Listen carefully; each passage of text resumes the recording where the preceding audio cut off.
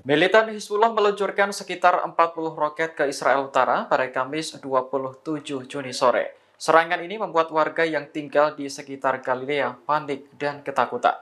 Video amatir yang direkam salah satu pengendara menampilkan puluhan roket Hizbullah melesat ke udara. Tak lama kemudian, sirine peringatan mulai berbunyi sebagai tanda bahaya. Pengendara tersebut hanya bisa berlindung di samping mobil sambil berusaha menenangkan diri. Dalam pernyataan resminya, Hizbullah mengaku meluncurkan puluhan roket Katyusha ke pangkalan militer Israel di Galilea.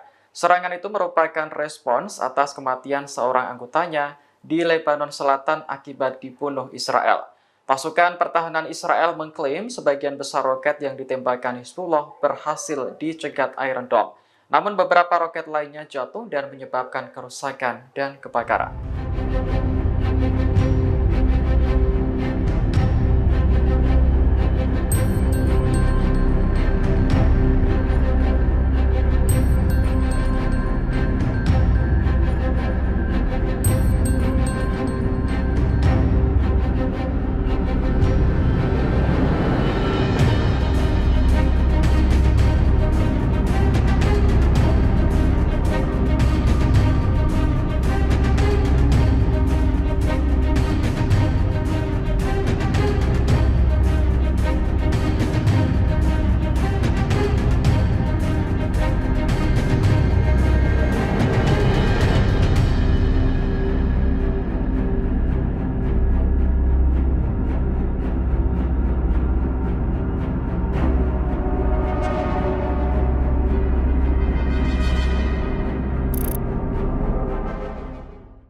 Download Tribun X sekarang, menghadirkan lokal menjadi Indonesia.